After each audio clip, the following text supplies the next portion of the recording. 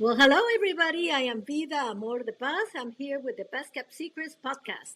And I have a character with us. He's all the way in Venezuela, helping out all the people that have been damaged by the earthquake. So, welcome to the Best Kept Secrets podcast, Luis Velasquez. Tell me about who you work for, please. Thank you for this interview, Vida. I'm Luis Velasquez, the Director for Latin America of Global Empowerment Mission. This is a foundation based in the United States.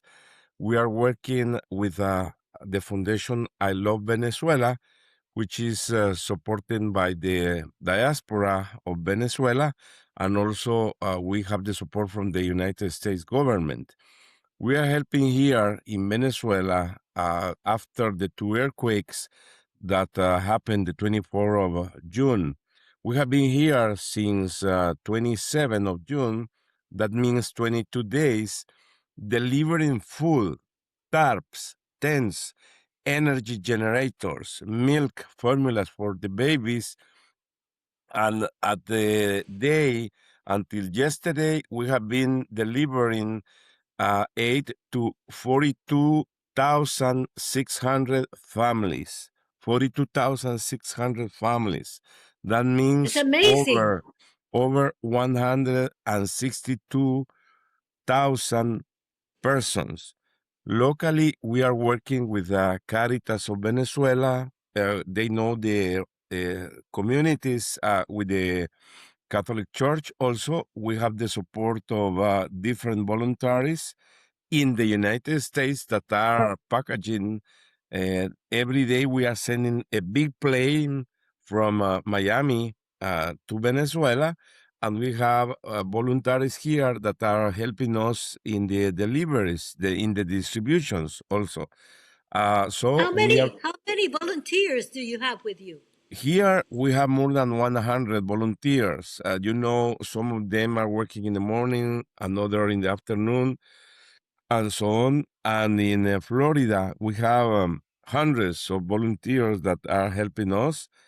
And we are planning to stay here as a Global Empowerment Mission and I Love Venezuela for 5 years. There is a big crisis, in my opinion, in terms of economical impact. This is the worst crisis in Latin America in the last 50 years, in 5 decades. The experts are talking about almost 40 billion of the economical impact, almost 60,000 buildings that have been damaged, and 15 they are completely broken. And the situation is really bad.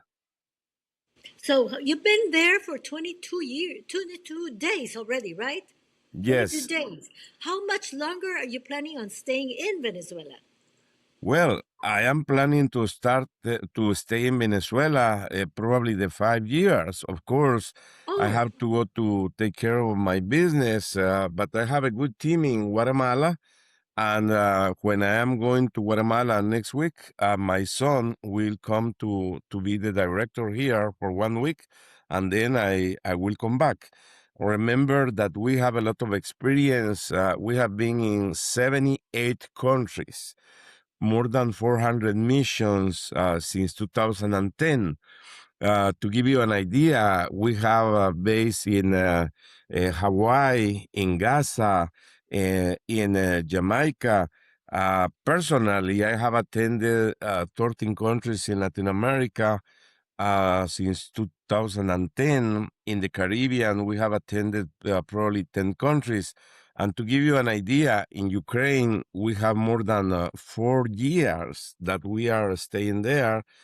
We are feeding over 1 million people monthly, and we have another kind of programs to recuperation of the agribusiness, the industrial business, how to commercialize their products, windows programs, reconstruction, and so on.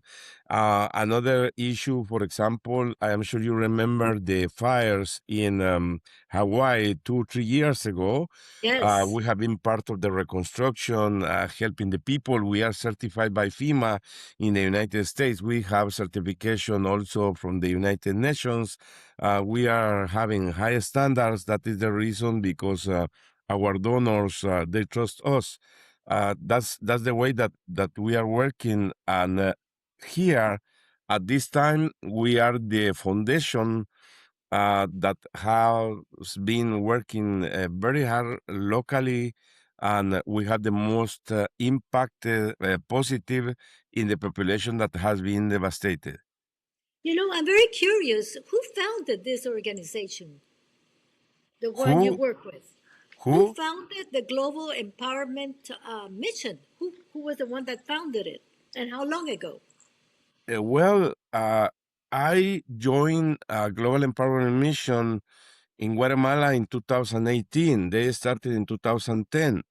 When we had eruption, fire volcanoes, they arrived to Guatemala, and some friends from the United States recommend my name with them. So since that time, I am voluntary working with GEM Latam.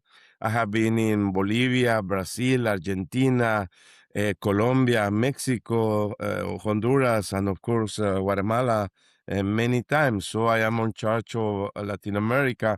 We have teams in everywhere. We are ready to attend uh, with our team, with our Guatemalan team. We are ready to attend at least 5 countries at the same time. I have been Oh my training God! them.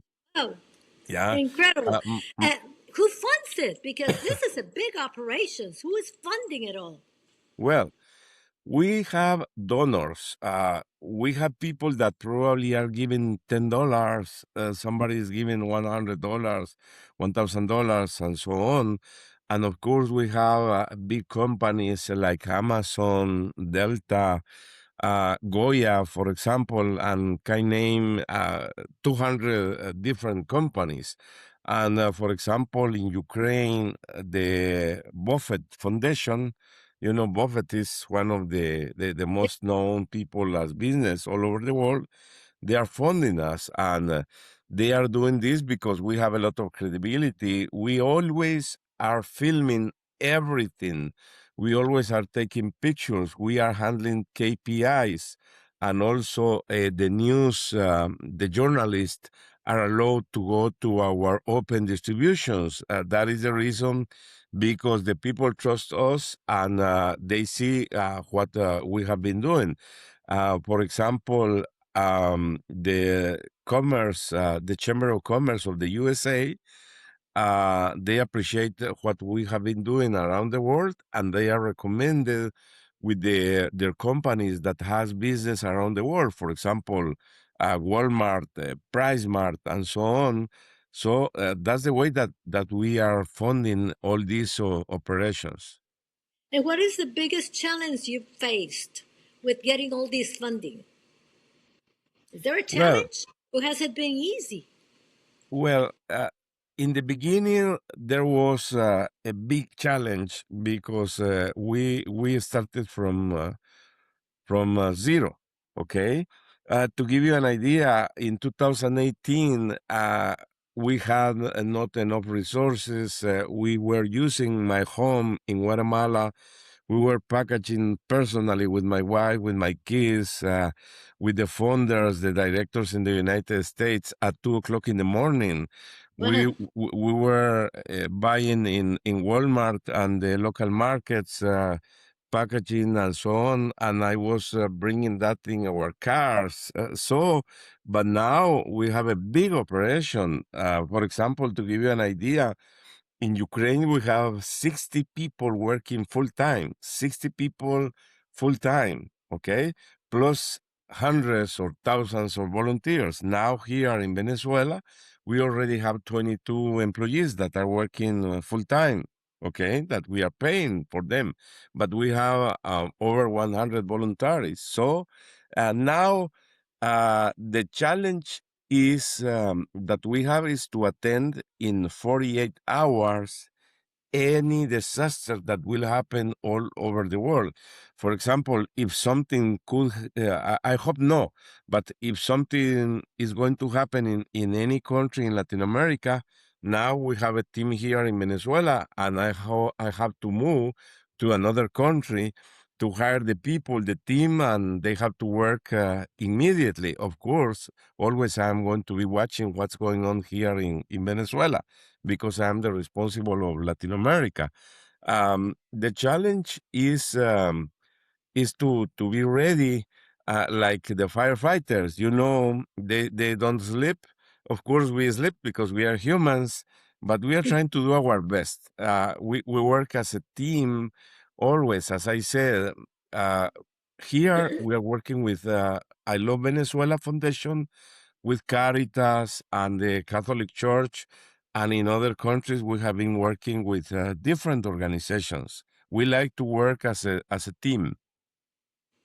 This is incredible. What you are doing is incredible. I think that you should be getting the Nobel Prize, because this is an amazing enterprise that you're doing.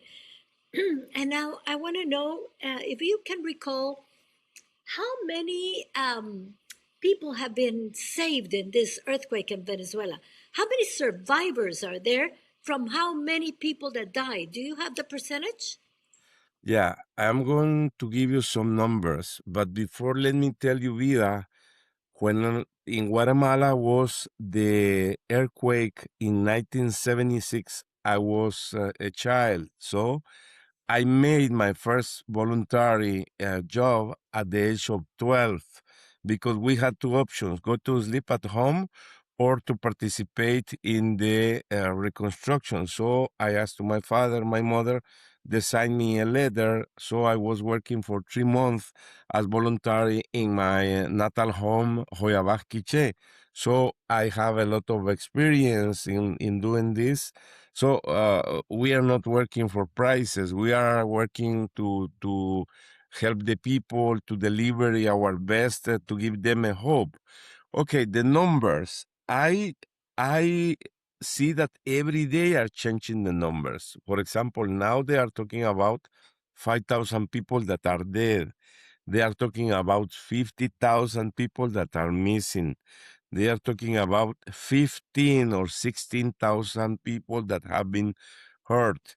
They are talking about 15 buildings that have been broken, totally broken, is not possible to recuperate.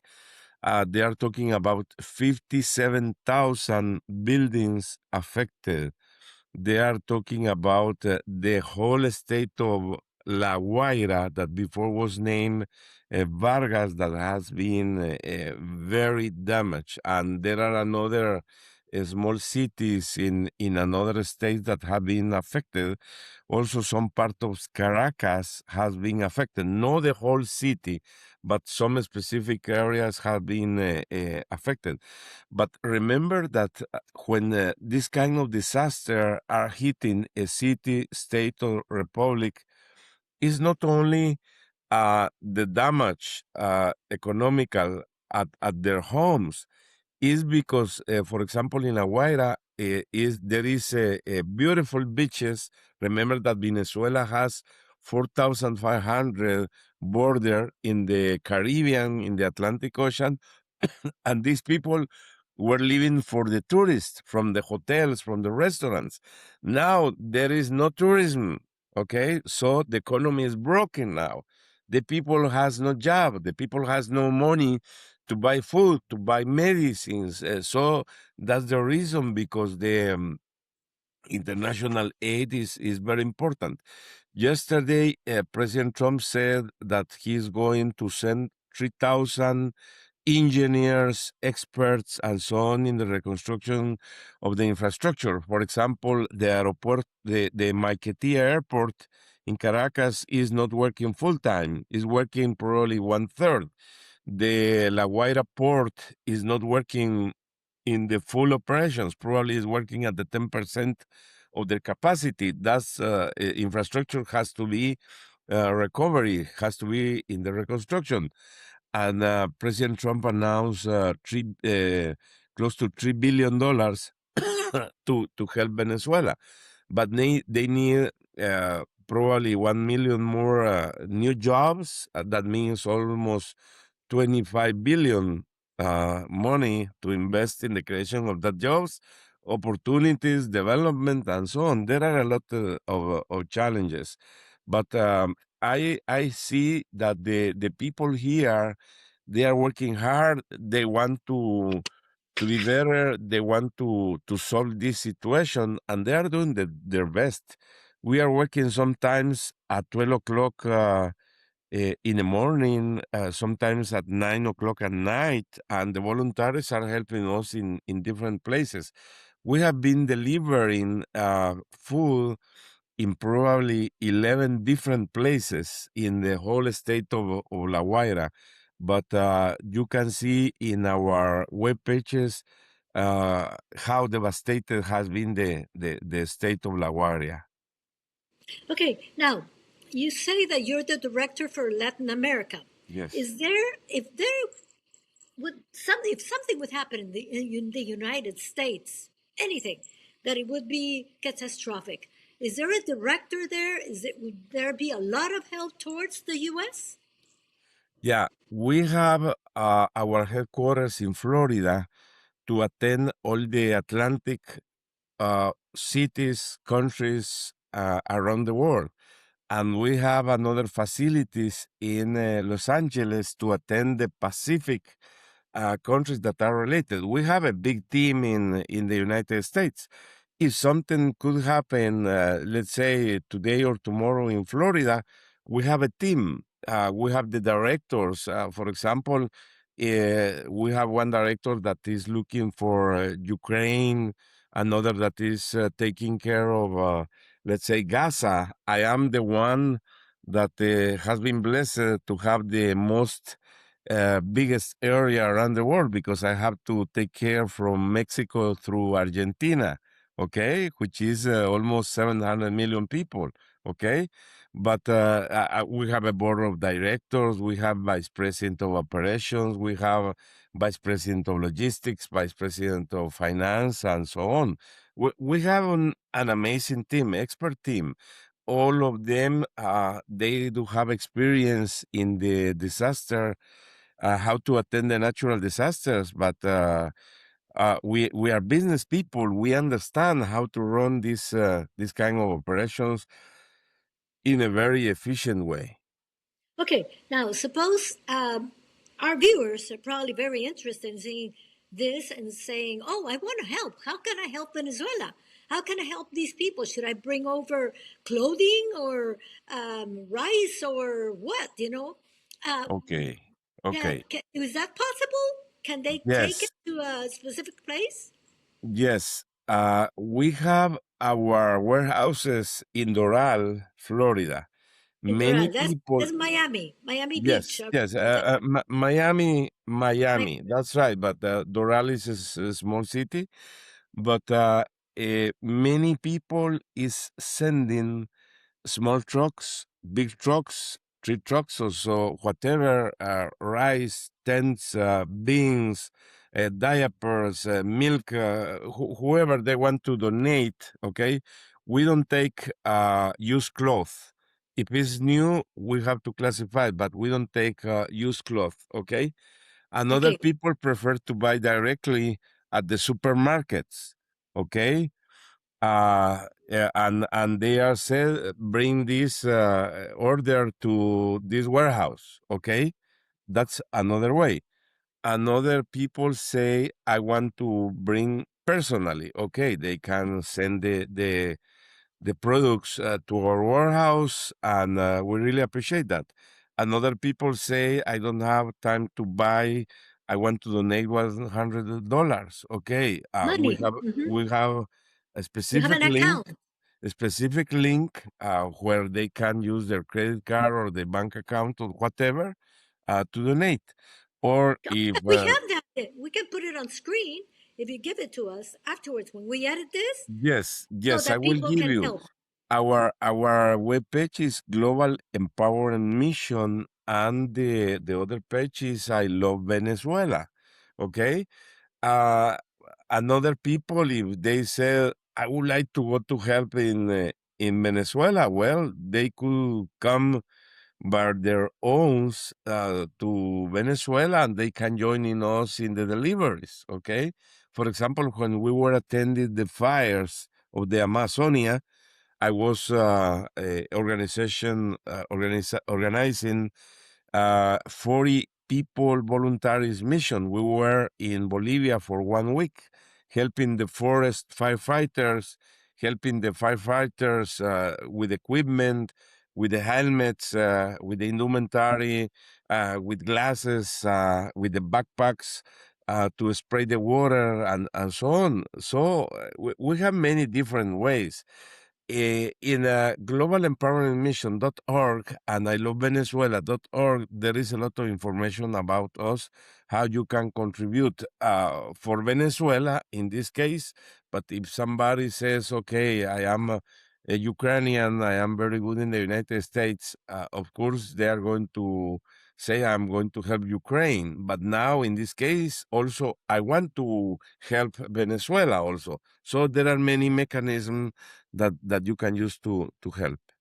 Okay, you must have a personal story. I imagine that by helping so many people, rescuing so many people, is there one personal humanitarian story that would touch your heart or has touched your heart and can touch other hearts?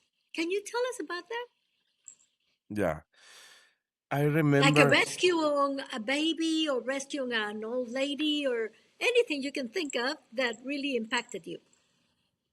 I remember here a lady that she was pregnant, probably 31, 32 years old.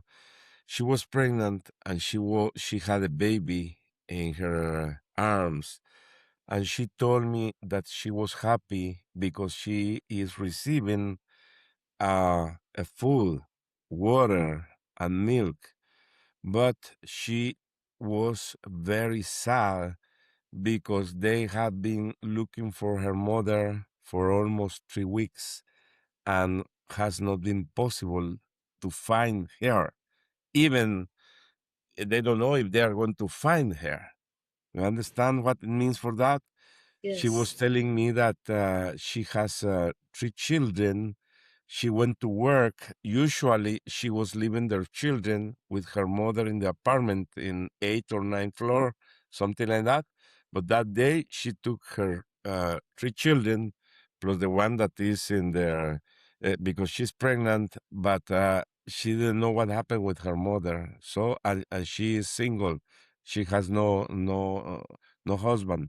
So that really touched me. And I was thinking, what is she going to do? She's very young. She has 3 kids. She will have one more. She has no mother. She has no husband. Who is going to help her? Okay. And I have seen many cases like that. So that's very, very sad. Uh, for example, another that really touched my heart when we were in Acapulco, Guerrero, when Otis hurricane hit the whole state of Guerrero, we were working very hard distributing food for 5,000 families that day, and I was very wet because there was a lot of sun. And she said she come back with some bottle like this, a little bit bigger. And she said, I have seen that you are working very hard. You don't drink water. I brought this for you. You know, she was, she didn't have anything. Yeah. We gave Mm. her water. We gave them food. And she come back to say, I can give you something that I have here for you and for the voluntaries. You know, the people here in Venezuela is very warm. They are very grateful about what we are doing for them. And I have explaining them, we don't know if we are going to see you again, but remember that this is the time for solidarity. This is the time that you must be united as a family. You have to pray God every day because you are blessed, because you are alive. Many people is not alive, yeah, and the people wants to work very hard. The people wants to help. Many people are asking us, when do you think you can give us an opportunity to work full time? And other people are working, are telling us, when are you coming back with more food? Because we need to feed every day. We need to eat, but we don't have job. So there are many stories that I could share, Vida. It's really touching my heart. Just what you're saying, it breaks my heart, really. And the best kept secret here is the generosity.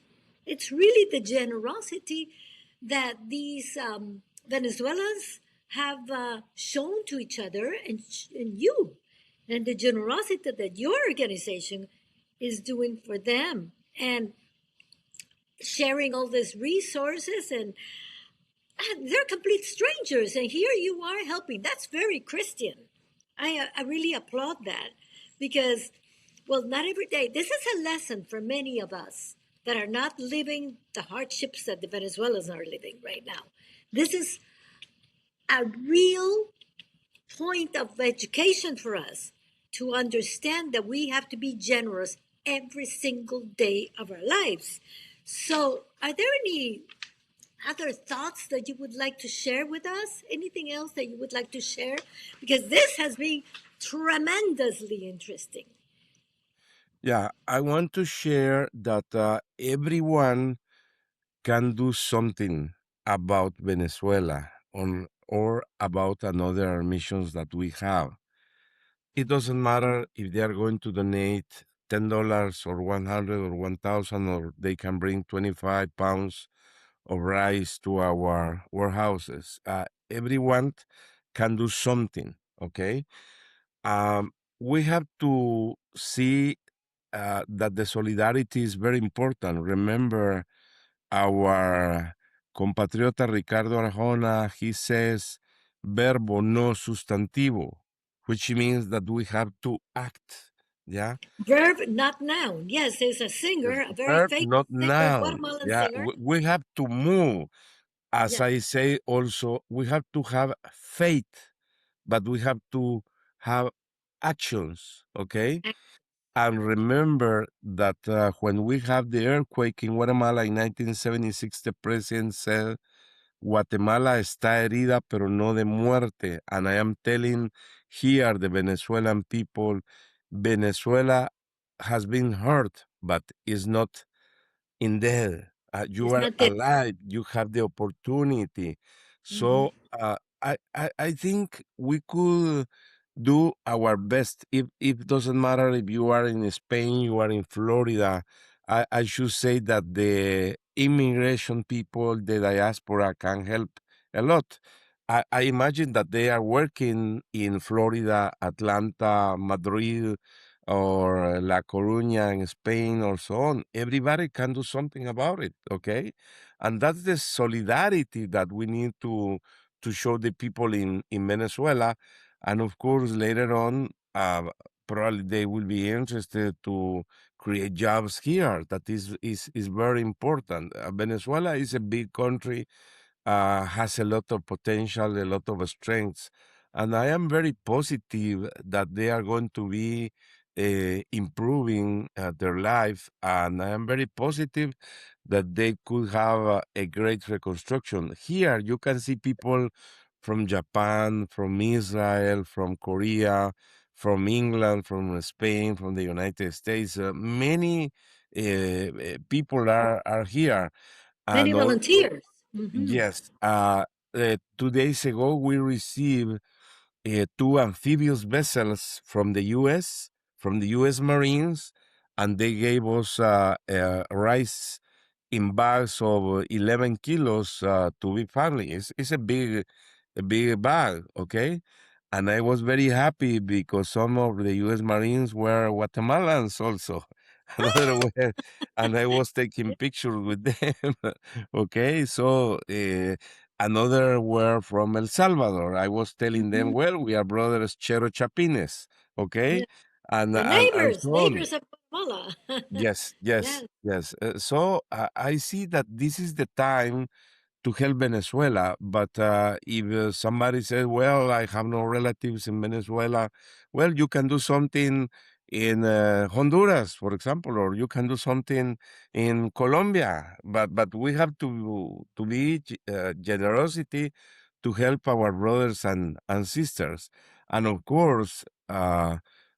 This is the time to have learn lessons also learn lessons because remember that now they have to check the plans for each municipality, like order planning for each municipality. Where are they going to put the rips? Where are going to put the rest of the buildings that has been broken? Okay, how is going to be the standards in the constructions that they are going to use for the new ones? How are they going to do the risk analysis of the soil? Okay, because Mhm. that's very important. I hope will not happen again another earthquakes like that, but could happen 5 years later, 10 years later, 20. Just God knows. So we must be prepared, and that lessons apply to Latin America and to any country all over the world.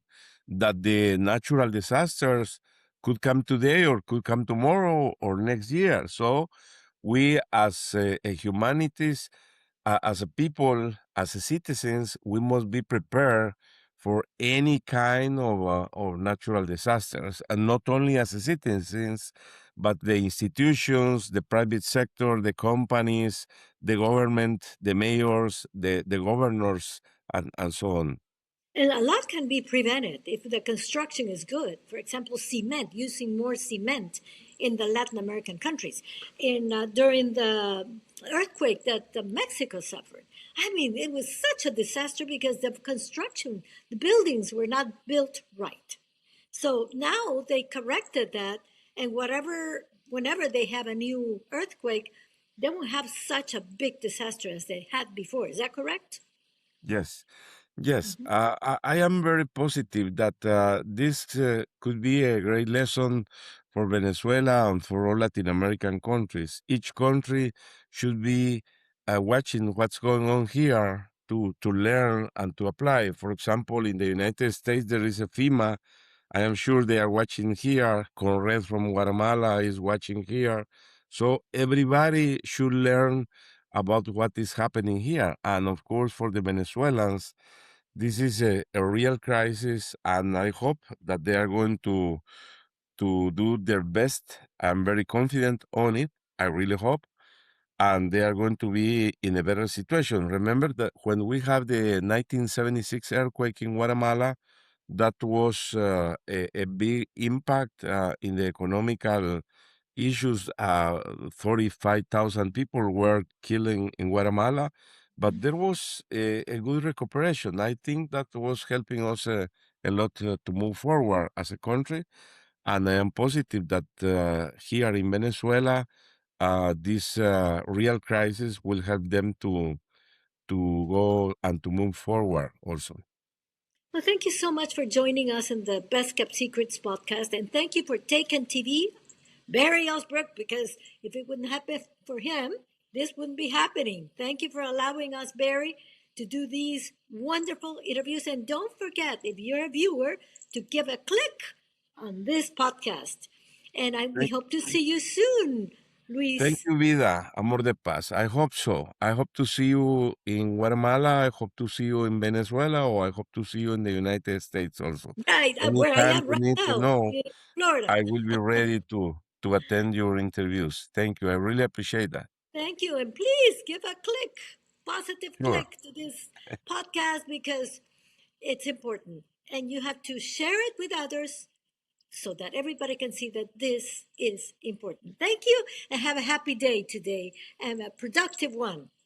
Continue with that big effort you're putting into it. Thank you. Thank you.